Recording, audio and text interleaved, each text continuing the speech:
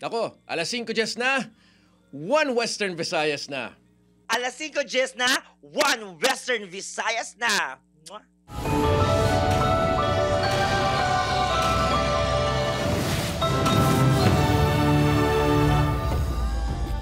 Mga balitang atong tutukan subong nga Biyernes, masobra 37,000 ka individual sa Western Visayas na apektuhan sang hangin kag ulan nga dala ni Bagyo Christine. Nagapasulod pagid nga bagyo sa pungsod ginabantayan. 480 kabalay ang naguba sang mabaskong hangin kag balod sa Iloilo City. Mga residente sa Coastal Barangay sa Leganes, Iloilo nga nagbakwit nagapabilin sa evacuation center. Seguridad sa Mascara Festival 2024. Plastado na. Pagpatigayon sa Mascara Festival sa masunod nga tuig, ginadusok nga ipaiso lagon makalikaw sa malain nga tiyempo. Pagpangawad sa balaligyan sang Turon sa Haro na huli ka. Mga gamit kag kwarta na taban. Evaluation sa jet grouting activity sa mga nagausmod nga haligay sa Ungka flyover. Ginsugura na. Kag cute fur babies nagpasundayang sa pagrampa suksok ang maskara-inspired costumes sa Bacolod City. Ini ang GMA Regional TV, 1 Western Visayas. Mayong hapon, ako si Gertrude Charlatan. Kapin na 37,000 ka individual na apektuhan ni Bagyo Christine sa Western Visayas. Mabaskong nga hangin, nagguba sang madamo nga pamalay. Si John Sala nakatutok live sa Barangay Dungon B, Haro, Iloilo City. John?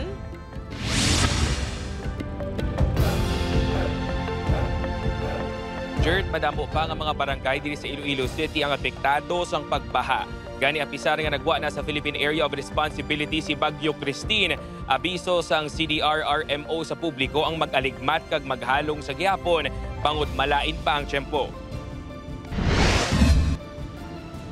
Apisar nga padayon nga nagaluntad ang malain nga tiyempo sa halos bugos ka Western Visayas. May pila ka mga residente sa coastal area sa Iloilo City nga nagpauli na sila tag sa kamabalay agud umpisahan ang pagkayo sa mga ginguba sa mabaskog nga hangin kag balod. Kadaman sa maining residente sa Barangay San Juan Molo nga yara pa sa karon sa mga evacuation center sa Baluarte Elementary School. Ang hangin balang gulpiada laman ti naulaba mon dingding sa likod. Basta subong wala pa man na wala pa man kayo, kay wala pa man obra. Sa datos ang City Disaster Risk Reduction and Management Office naglabot na sa 3,157 ka mga individual, halin sa 665 ka mga pamilyang nahalita ni Bagyo Christine. 480 ka mga pamalay naman ang nagkalaguba bangod sa mabaskog nga hangin. Wala na nabudlayan ang makatapos ang CDR-RMO kag CSWDO diri sa Iloilo City nga magpa-evacuate sa mga residente diri sa coastal areas. Bangod sila na kuno mismo ang nagmatumato padulong sa mga evacuation center.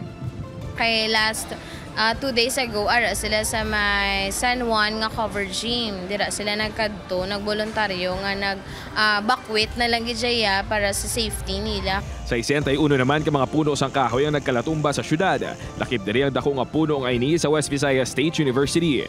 Gani agud malikawan ini sa palaabuton plano ni GSO Head Neil Ravena nga magpakig-angot sa DNR para sa trimming kag pruning sa mga kahoy. Mamuha na lang kami sa ila para hindi na kami mag-apply sang trimming permit or pruning permit para nga magiging maintenance na no. Sa Barangay Lapayon, Leganes, Iloilo, patay ang 80 anyos nga si Josefina Gordon matapos nga matumbahan sang puno sang kamunsilang ilabalay. Sa Ilawod, Zarga, Iloilo naman, isa ka balay ang natumbahan man sang puno sang duldol. Sa Aninii, Antique naman, na-rescue sa mga residente ang 6 kasakay sang sakayan nga nagkapan. Halin sa Cagayan Silio, Palawan ang mga biktima. Sa bugos ka Western Visayas, kapin 37,000 ka mga individual ang naapektuhan ni Bagyo Christine. Samtang ginpahanugutan na sa buong adlaw nga makabiyahe ang mga sakayan pangdagat pareho sang roro kag fast craft. Pero niya kita nga gale warning sa bumam. So amo na ang rason ma'am nga ang aton nga mga fiber boats nagakabilin sila gihapon nga kansilado ma'am. Apang abiso sang pag-asa. Lauman sa gihapon nga ma-experience ng pag-ulan sa mga weekend. inalanto naton nga by Saturday, possibly maka-experience man gyapon kita ka mga pagtupas ng ulan and sa mga pagbadlos kapon sang hangin. And then by Sunday, ma'am, possibly maka-experience kita ka nga partly cloudy to cloudy skies gyapon. Pero may possible man gyapon nga maka-experience kita ka mga light rains and paggamay nga pagtudos ang hangin gyapon. Samtang sa Bacolod City, ginaproseso na ang ikahatag nga bulig sa mga nabiktima sang pagbaha kag mabasko nga hangin kag balod. Jert, sa datos ng CDRRMO, 23 pa ka mga barangay ang sa karon apektado sa pagbaha diri sa Iloilo City sa diin kalabanan sa mga ining yara sa distrito sa Angmolo City proper kag Haro. Samtang ang ginamonitor naman nga tropical depression nga si Leon ang sa karon tropical storm na. Jert? Madamo gid nga salamat sa update. Kapuso John Sala. Para sa dugang mga balita sa Bacolod City kag pila ka lugar sa Western Visayas, mangin kaupod ta si Adrian Prietos. Adrian? Yes, Jers, madamo gid nga salamat. Makapugsa sa Bacolod City naman, highlights sa Mascara Festival 2024 madayon. Sa biyak sa malain nga tiyempo, pagdagsa sa mga bisita ginapreparahan na sa kapisan. Yaring balita nga itong gintutok ka. Ginlibot sa kapulisan kagkatapos ng LGU ang isa sa pinakamasako nga festival site nga Lacson Tourism Strip. Isa sa mga ginpaidalom sa inspection ng stages kung sa diniwato ng pila ka concerts. Ginsiguro sa otoridad nga mapagon ang pag-install sa mga iniagod malikawan ang aksidente. Ginapa-strengthen nato ng ilang mga kiosk kahit may hangin pa mo. So para maon sa syudad ang safety sa mga tanan nga hindi lang ang mga gakadto kundi pati man ang mga concessionaires. Ginrekomendar man sa Bacolod City Police nga isulon ang viewers deck agud mangin malapad ang alagyan. We are expecting hundreds of thousands of people diri sa may Lacson Tourism Strip. So ginalantawgin naton da ang possible stampede kung hindi maayo ang pagplastar. Isang adlaw at isang highlights padayong gihapon nga na-eksperyensyahan ang mamunog nga ulan kag mabaskog nga hangin apang suno sa iyong foundation. Rain or shine, dayon nun gihapon ang street dance and arena competition. Always remember that Mascara was born out of adversity. So I think it has been part of the tradition sa Mascara nga gaulan gid, kung aga bagyo, but we thrive. Ang pila ka contingents ready naman sa kompetisyon. Nagala po no kami nga group nagatingwagin nga hindi lang matangkan sa mga kalayo sa mga disgrasya. Samtang agud malikawan nga matuon sa maulanon nga tiyempong highlights. Naisorihan sa konseho nga i-amend ang City Ordinance number 33 kung sa diin nakasaad nga kada ika-4 ka Domingo sa Oktubre hiwaton ang Mascara Festival highlights. Plano sang tagpamuno sa Committee on Tourism nga posible sa ika-2 o ika-3 nga Domingo hiwato ng highlights. To move it a bit earlier. So, ma-start kita October 1, then ma-end kita guro by October 18, October 19, like before the pandemic. Pero ang say isang pila ka Bacolod noon kag Negrense. Because people just come as long as there are celebration and you don't need to advertise because Mascara is very sikat already. Kaya amo naman sir ang naandan sa mga tao, so gatultol ng mga tao nga amo na pizza. Upod, Kiril Casillo, Adrian Prietos, Western Visayas. Mga kapuso, evaluation sa jet grouting activity sa mga nagausmod nga haligi sa Ungka Flyover ginumpisahan na. Bago nga traffic scheme sa Ungka Flyover, wala pa napatuman subong adlaw. Ini ang gintutukan ni Zen Kilantang Sasa. Nagsugod na ang evaluation ng Department of Public Works and Highways Region 6 sa final stage sang jet grouting activity sang Ungka Flyover. Pagkatapos ng evaluation nga himuon, ipatuman ang two-way traffic scheme sa lugar, agud hatagan ligwa ang Phase 2 sang rectification sang Taytay. Lakip sa Phase 2 amo ang pagkuha sa mga seksyon nga nag-usmod sa Taytay sa diin ginumpisahan na sang ahensya. If you will notice, nag-aamat-amat na kami subong sa mailing or removing the asphalt overlay on top of the Ungka Flyover. Una na ang ginpahayag ni Iloilo City Traffic and Transportation Head Uldarico Garbanzos nga maumpisa na subong adlaw ang implementasyon sang bago nga traffic scheme apang wala ini madayon. Suno kay Garbanzos, nagahulat sila sang update sa DPWH bangod handa naman sila sang Pavia Traffic Management in kaso may go signal na nagikan sa ahensya. The schedule is tentative, no? And there are, I think may mga equipment pa nga ginahingagaw nila. Tapos, but will be ang nito sa last nga coordination sa nagligad nga adlaw nga DPWH matawag lang on magplastar na sila sa mga equipment.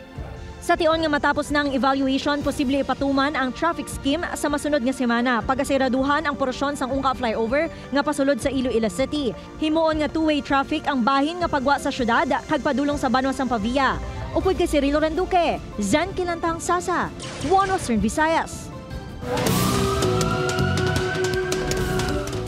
Balaligyan sang turon sa Haro, Iloilo City, ginsulod sang kawatan. Kwarta, gadgets ka mga gamit sa pagluto, gintaban. Insidente na hulikam. Ini ang gintutukan ni John Sala. Makitaan sa sininga CCTV footage ang lalaki nga ini nga makapila ka beses na nga nagpakadto pa kare sa sininga establishmento sa Barangay San Vicente, Haro, Iloilo City. Mati-unti-un pa, gituyo na sininga buksan ang ininga food stall. Wala na kwan sang CCTV ang masunod nga maghinhimo sa suspect tungod nga gidliso na sininga kamera. Apang matapos mapaslawan sa unang nga food stall, ginpunteriya naman sininga kaingod nga turon stand kag diri nangin madinalag-o ng suspect. Nakuha sang suspect ang digital clock, blender, food processor, tablet kag 1,000 pesos nga kwarta. Sa kabuusan, 15,700 pesos ang balor sang tanan kag kintaban sang suspect. Nakita pa namon sa CCTV, nagkuha pa siya lumpia. Tapos nakita ng staff ko, nag-inom pa siya. Ini ilang ini ang kinawatay nga natabo sa barangay bangod pila na ka mga establishmento kag pamalayang ginsuludman sang dablag lang. Gani sunod sa barangay council, ila na initutukan nagud hindi na masulit pa. Saturday, ma-meeting kami nga ang schedule sa mga CBO ko is instead nga 9 to 12, i-adjust namon sa siguro mga 10 to 3. Tapos may isa ka tawo nga CBO nga mabilin dire nga ma-pull out sa mga 4 o'clock na sang aga, ma-monitor sang aton sang CCTV ta diri sa Barangay San Vicente. Luyag sang tagdumalahan nga hatagan sang leksyon ng kawatan, hindi lang para sa ila, kundi para man sa makasubog sini nga magagmay nga negosyante. Pinanghakwat kami, gapamilo kami lumpia or turon. Pero sila gapahapos lang. So I want them to tap na. Gintingon sa news team mamakuan sa pahayag ang Police Station 9 apang walang hepe sininga si Major Eduardo Chacon. Base sa impormasyon na gikan sa kapulisan, nakilala na nilang sospek nga tumandok sang distrito sang Molo kag padayon ini nga ginapangita. Upod kay Hans Desierto, John Sala, One Western Visayas. Papuso, cute fur baby sa Grampa naman suksok ang nagkaling-laing nga masker-inspired costumes. Nakatuto kay Lynn Pedraso. Cute pets took the center stage sa Mascara Festival 2024. Ginrampa sa masobra na pulo ka mga ito ang ilang crowd-inspired, lavender theme, alam mascara float kag iban pa nga costumes. Siyempre, ang pila ka fur parents nagupod mismo sa fur baby sa pag-flex ng ilang colorful mascara costumes on stage. Si Azinet, ginpuluan ginkuno ang OOTD sa iya fur baby. Worth it ang effort, bangod to the highest level man ang performance sini. Mixed breed di siya sa Shih Tzu kag Pomeranian. Mascara costume lang kay ang team subong is mascara. Gini mo iya playground ang stage. Duha naman ka for baby ni Dayan ang iyagin pa-intra sa pagrampa. Pati siya may costume man. Ma-enjoy man sila ang akong mga fur baby. Nang dasig-dasig ang amon yung mga magluwas sa prizes, nakabaton man sang dog food kag iban pang giveaways ang for babies. Hindi lang for babies, for parents, kundi pati audience ang nag-enjoy samtang ginalantaw ang Mascara Festival nga nagatuyo ipakita nga hindi lang ang mga tao ang sarang makifiesta sa maskara, kundi pati ang for babies na game sa pagrampa. Upod Geruel Banggoy, Aileen Pedraso, One Western Visayas. Mga kapusong mangin kabahin sa Operation Bayanihan Bagyong Christine Telethon sa GMA. Ini ang ginlunsar sa unang hirit kag sa Double B TV sa GTV kay nasang aga. May telethon special man nga nagsugod alas 2:30 sining hapon tubtob subong nga alas 5:30. Kag sa dapat alam mo nga magasugod man sa alas 5:30. Sa mga maluyag magpalabot ang bulig, pwede ka mo magdonar pinaagi sa mga bank account sa GMA Kapuso Foundation nga makitaan sa inyong mga TV screen. Pwede man sa mga partners sini nga si Buana Luwilier. Pwede man mag-scan sa QR code sa GCash kag sa Lazada para makadonate.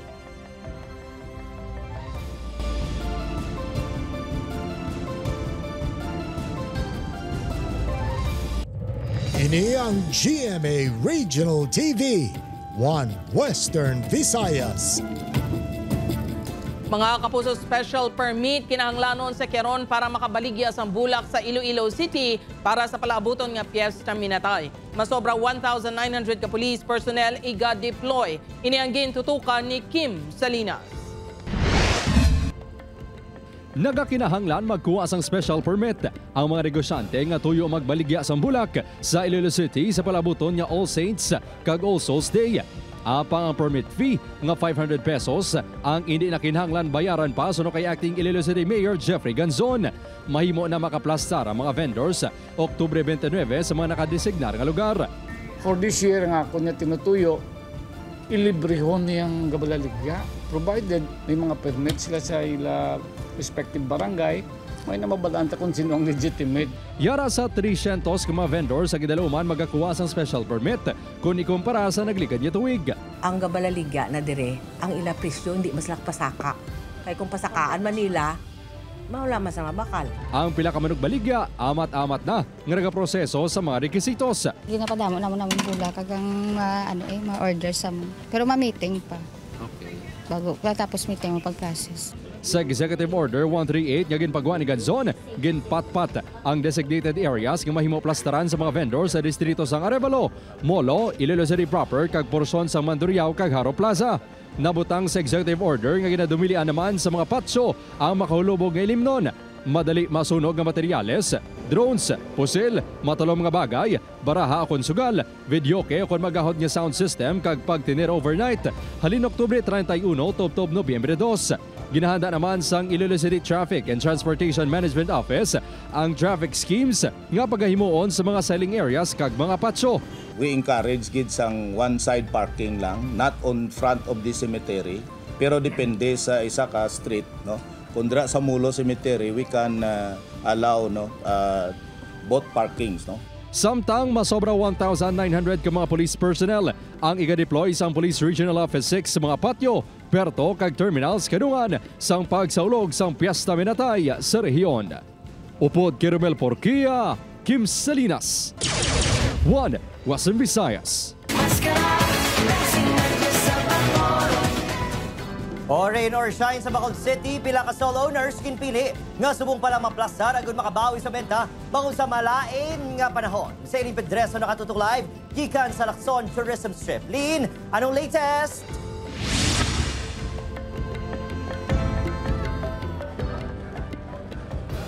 Adrian, mga kapuso, antis pa man ang highlights ng Mascara Festival sining nga weekend.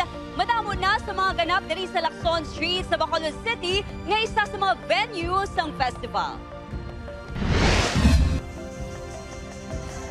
Magluwas sa world-class performances ng mascara dancers. Isa sa mga ginabalik-balikan sa mga bisita ang manamit ng mga pagkaon sa City of Smiles. Siyempre, hindi madula ang chicken inasal. No doubt kung nga kilala ini sa isa ka online travel guide ang chicken inasal bilang #1 sa top 100 Filipino dishes. Magluwas sa chicken inasal, may iban pa nga ma-enjoy ang foodies. Iniamo ang 10 yen cheese coin. Once magkaon sila, na-enjoy pagid nila kay tungod pag-stretch nila. Kung ikaw ang mauhaw, madamo sa choices ang drinks. May fresh juices, shakes, kag kape. Ang mga bisita upod man ang mga abyan, pinalangga sa kabuhi o kung pamilya na nagabonding over good food. To enjoy the food and to see different people in other places. Kung ang iban nga stall owners, temprano pa nga nagplastar, may pila naman nga mas ginpili magbukas subong adlaw, so riin ginatanaw umpisa na nga magadagsa ang mga customer. Nihara kami subong karon nga preparation na mga inasal. Makita kita karon kag magsinadya diri sa Bacolod. Just in case nga magulan, piprahan ginamon nga tingwaan namon nga malikop lang ni namon nga nga magyapon ang customers namon.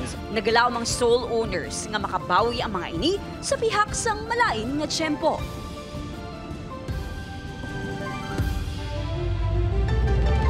Kadungan sang pagbubo sang ulan ang pagdamo man sa mga bisita subong nga hapon. Ginalauman nga pisar sang malain nga tiyempo, padayon sa gihapon ang sinadya sa Bacolod. Happy Mascara Festival mga kapuso. Balik sa imo, Adrian. Halo mga puso, maraming salamat Aileen Pedreso.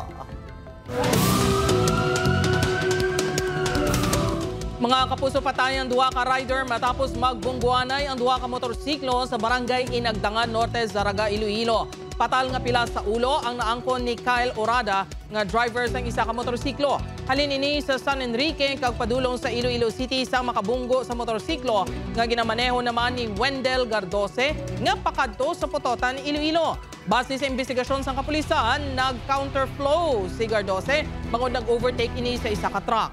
Gilayon nga gindala sa ospital ang mga biktima apang lunsay nga ginbawian sang kabuhi. Ang area medyo madulong kaga ulan-ulan, no? Kaga wala lang taka-determine kung ano gikadasig ang padalagan sang ni Wendell, pero nag-agaw siya sa lane ni Kyle. So bali sa outer lane na ganit si Kyle, no, nalabot niya pa. Mga kapuso, may kalain sang buot ang suspect nga si John Castro Jr. sanay punong barangay kagkaron barangay Kagawad sang San Rafael Tigbawan, Iloilo nga si Giovanni Triste. Rason nga gintiro niya ini tubtob nga patay. Ini sunod sa Tigbawan MPS. Madamo na sang kaso ang suspect sa ila barangay, kaangay na lang sang grave threat kag illegal possession of firearms. Ang biktima mismo ang nagpahibalusad to sa kapulisan rason nga nadakpan ini. Gani ang pagtimalos ng isa sa mga motibo nga ginatutukan subong sang kapulisan. Exciting aton weekend mga puso, buwas na magapadulong sa City of Smiles ang aton mga paborito nga kapuso stars. Kita na kita sa Ayala Malls Capital Central 5 p.m. kag magbanding upod ka na Ashley Ortega, Jay Ortega, Zonia Mejia kag Sean Visagas. Sa Domingo naman, kita na kita 4 p.m. sa SM City Bacolod. Sa aton Kapuso Mall Show upod, sanday na din sa Monte Antonio Vinson kag Bruce Roland. Get ready naman sa surprise performances. Halin kanday Kyrene Alcantara, Michael Sager kag Roxy Smith sa Bacol City Public Plaza para sa aton Grand Kapuso Fiesta alas 8 sang gabi. Samtang, bantayan ang performances sa nagkailangan ng contingent sa street dance and arena competition sa Mascara Festival 2024, the GMA Regional TV special coverage.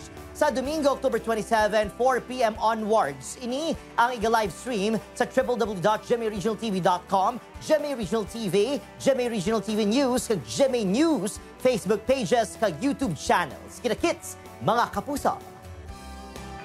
Mga kapuso, nagsugod na sang October 21 ang isa ka semana nga National Correctional Consciousness Week 2024 nga ginapangunahan sa Bureau of Jail Management and Penology. May tema nga makataong pakikitungo at matatag na prinsipyo tungo sa maunlad na serbisyong piitan, tinutuyo sang selebrasyon nga mapabatyag sa mga persons deprived of liberty ukon PDL nga may buwas damlag pa nga nagahulat sa ila pagwa sa mga jail facility kag pagpakigasimpon sa komunidad. Sa sining okasyon, may medical, dental mission kag legal consultation nga ginatanyag sa mga PDL. Ginahatagan man ang mga ini sang tion para ipasundayag ang ilang mga talento kag ang ilang abilidad sa paghimo sa mga produkto nga ang kita ang hindi lang makabulig sa ila kundi sa ila man mga pamilya. May ara sang kapin 10,000 ka PDL nga yara sa 40 ka jail facilities sa Western Visayas. May pipila gali sa atong mga kaupdanan nga ara sa sulod sa bilangguan nga kinanglan man nga ulit doon tanawon kag tani mabuligan. Mga mangin kandidato sa 2025 midterm elections kinahanglan magparehistro sa Bureau of Internal Revenue. Ini ang gintutukan ni Zen Kilantang Sasa. Matapos magtakop ang filing sang Certificate of Candidacy sang Commission on Elections, ginpahanumdum sang Bureau of Internal Revenue ang mangin kandidato nga magapapili sa 2025 midterm elections. Sunod sa BIR, kinahanglan nga magparehistro sa talatapan ang political candidates kag mag-issue sang resibo sa kada transaksyon, ilabi na sa tion sang campaign period. Magluwas diri dapat magpa-register man sang non-VAT official receipts sa kada kontribusyon. Kinahanglan man nga ang mga kandidato magbutang sang libro kag other accounting records. As you know, yung mga contributions are not subject to donor's tax. But yung sinasubject namin sa withholding ay yung mga purchases ng mga candidates. So, subject yan sa 5% withholding tax. Iga-require man ang mga kandidato nga magsumiter sa Statement of Contributions and Expenditures isa ka bulan pagkatapos ng eleksyon. Paandam sini ang kapaslawan sa pagsunod sa mga rekisito ng BIR ang may nagakaigo nga penalidad. As a public servant na rin, no, please do your share and pay, remit the necessary or the correct taxes, no, on time. Upod kay Cirilo Renduque, Zen Kilantang Sasa, One Western Visayas. Ini ang GMA Regional TV, One Western Visayas.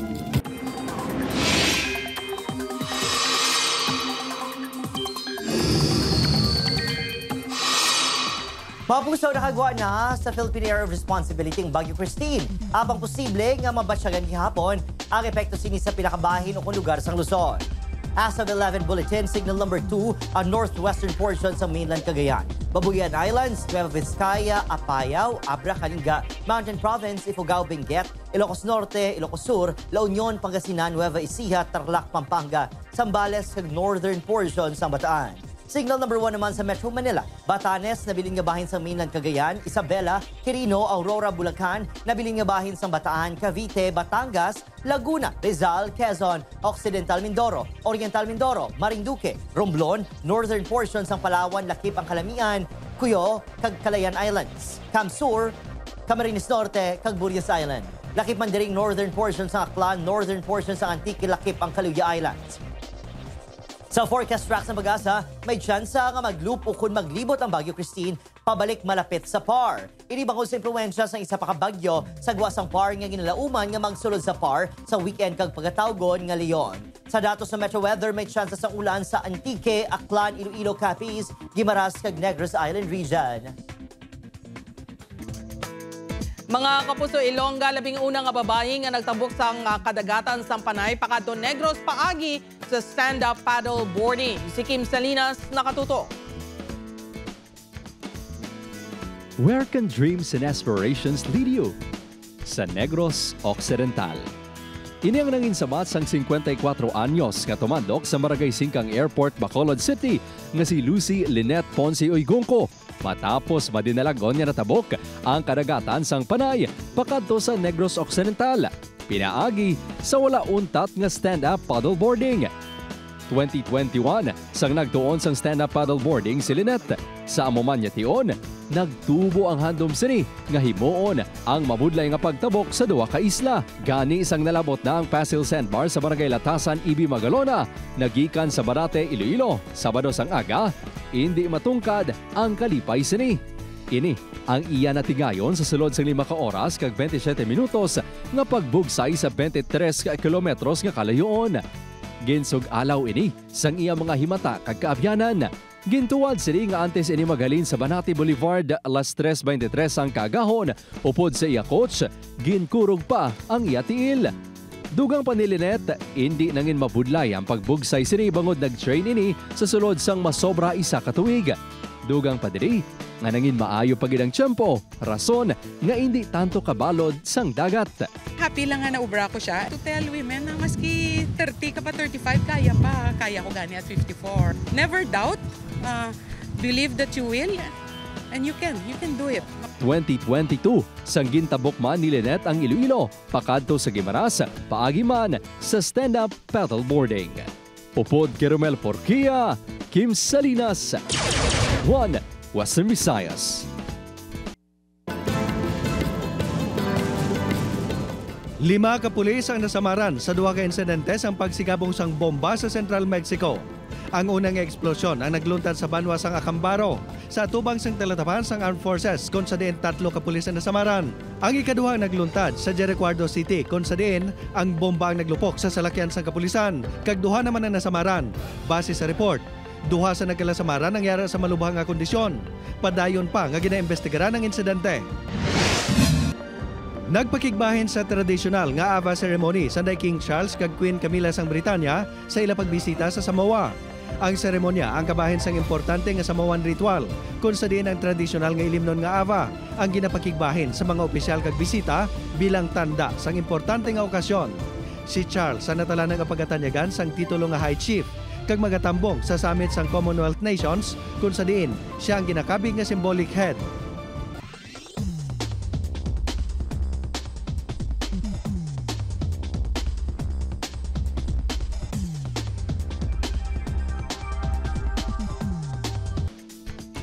Congratulations, Lynette. Isa ka ka-inspirasyon. Mga kapuso, 61 days na lang, Pasko na. Sa aton mga kapuso diri sa Western Visayas, kag subong man sa aton mga kapuso abroad, madamo gid nga salamat sa pagtuto. Mag-isa kita kag hibalo ng mga balita tungod local news matters. Ako si Gertrude Charlatan, ini ang One Western Visayas, bugos nga puwersa para sa mas dako nga misyon kag mas masangkad nga pagserbisyo sa pungsod.